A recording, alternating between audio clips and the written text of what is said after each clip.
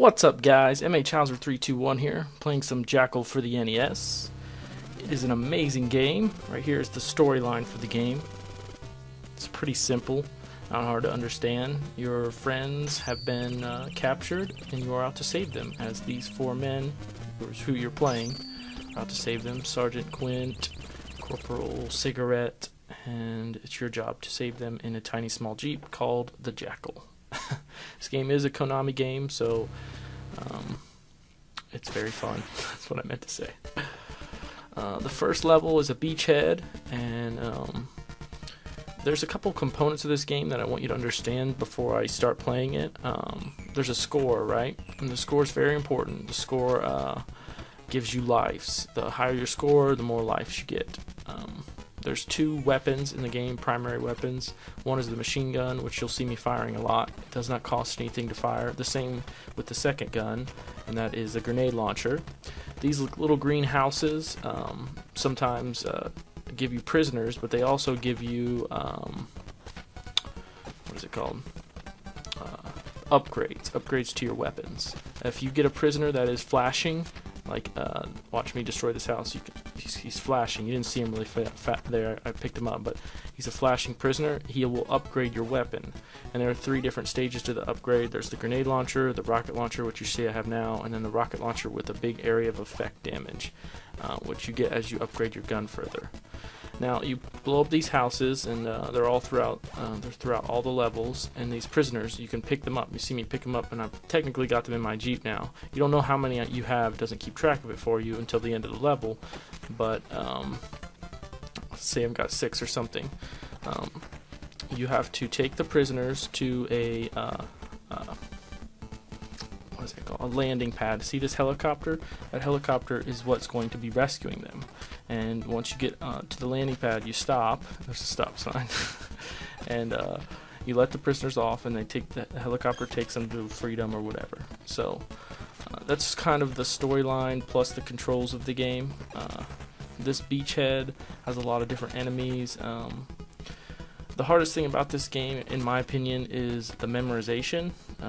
You just have to play the game enough, get used to it, get your muscle memory all sized up for the game so you know what's coming. See, this is the helicopter part, and this is where you drop them off. And also, as you drop them off, you can get your gun upgraded as well. Sometimes you'll hear a sound, it'll make a sound, and it'll upgrade your gun for you. There was a flashing one. Now, also down there it says P4, which is your lives. I have 4 lives right now. Once you reach specific numbers and points, see, watch, I reached 20,000 points, I got another life. And it goes up like that, 20,000, 70,000, 120,000, 170,000, you get a life at those increments. At the end of each level, there's a boss. This boss is like 4 tanks, much stronger than the normal tanks, and the strategy is really simple. You just stay away from them, don't get in range of them, and they won't kill you. Their shots are pretty accurate. Now, beat the level, it gives you that little hooray screen, and it shows you how many prisoners you saved, gives you the points, and you're on to the next level with this little Castlevania type map. And I like this level a lot. It's really easy. It's not very hard. The first level's the easiest, actually, but I would say levels 1 through 3 are not very hard. Right there was like a kamikaze type of enemy. It just comes at you, and you have to kill it before it kills you. And it's really simple. I mean, they're one of the hardest enemies to dodge, but if you know how to kill them correctly, you can kill them. It takes a little bit of time to get used to the right strategies to kill them. You gotta have to like back off, turn around, and shoot real fast, and then you can get them. I'm going 4 lives here, actually. The first time I actually beat the game, I captured every prisoner in almost every level, and I had 8 lives at the end of it, and I got to the very last boss, and I beat him with 8 lives. Now, in this actual run-through of the game, I kept trying to re-record it to where I did that, but it's not very easy to do. You have to make it through all the levels without dying and no stupidity. Like, watch right here, coming up. If you don't know that this guy is going to be here at that ½ inch of the screen, you'll die like the first 2 times until you get used to it. That's kind of like what I mean by memorization. So I was recording a bunch of times trying to get, the perfect run, and I couldn't, so I eventually just settled with this run, and you guys will see how hard I tried. Beating this game comes down to memorization and skill on the last boss.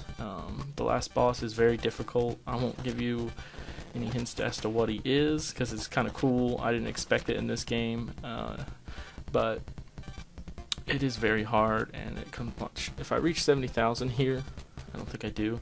I'm about to click over to 70,000. You'll see me get another life. I'm 69,500. I'll kill this, watch. I got 70,000, boom, I got another life. So at 20,000, 70,000, and then I believe it's 120,000 and 170,000, and so on and so forth, you get more lives. I'm about to be at the second level boss. You guys might think this stuff is easy, but learning these levels is actually pretty hard and knowing what to do at certain spots. So it took me about 2 months of playing this game once a day, giving it at least one go every day before I was actually able to beat the whole game. You know, that may sound like a whole lot, but once a day doesn't take very much time. It's like 10 minutes a day, maybe less, maybe 15.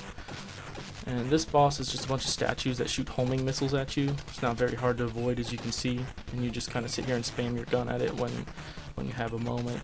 And you scoot from, I always go from right to left. I just think it's easier. And that will be level 2. Pretty simple stuff, right? I think this game could be classified as like a top-down shooter. It's more of an arcade style game, because I think it's basically a port of a Japanese arcade game that got really popular and they brought it over to the US, I think. Now, don't trust my opinions and my knowledge on that, because I'm not a source of knowledge for this sort of thing, but from what I've seen, I'm pretty sure it was a Japanese arcade game that was really popular, or a Japanese it was a Japanese arcade game that was really popular, and then they brought it over to the US and as an arcade game, and then eventually got ported to the NES, and this is what we have after all that sort of filtered through. On this level, this boat dock level, it's like a shipping yard. I don't go for any of the POWs. It's just my strategy on the third level is to rush it. I don't know if you guys have, if you played it, if you would do the same thing, but for me, I found that a lot of the different hard spots are easier to get by if you just run past them. The only one that's not like that in this level is this part where the lasers can kill you in one shot. You have to actually take it kind of slow and avoid them. I'm pretty upset though with this run. It's not the greatest run. I die like a bunch of times and use some continues at the end. That's the other thing. You get 3 continues, maybe 4. Once you use all your continues up, you have to restart from the beginning. When you use a continue, restart from the beginning of the level, so you don't lose any of your progress really. If you were halfway through the level, you just go back to the start.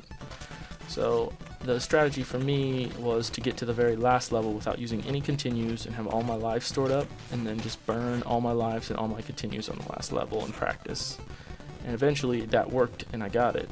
But this attempt where I actually got it recorded, which took me a bunch of attempts, I didn't make it to the very end without dying. I died in a bunch of stupid ways because I was pissed off. I was mad that I couldn't get a perfect run. I was like, God, I just want to beat this game while it's being recorded. So here we're on the boat dock boss, and he is I guess he was like a big giant battle cruiser. And he's really simple. He's got these like turrets on it that can kill you, and what you have to do is just bum rush him and shoot him a bunch of times, and that's it. That's gonna be it for this section of the game. I hope you guys enjoyed my playthrough here. Let me know what you think in the comment section, and when we come back, we'll play some more levels of Jackal. Thanks, guys. Or later.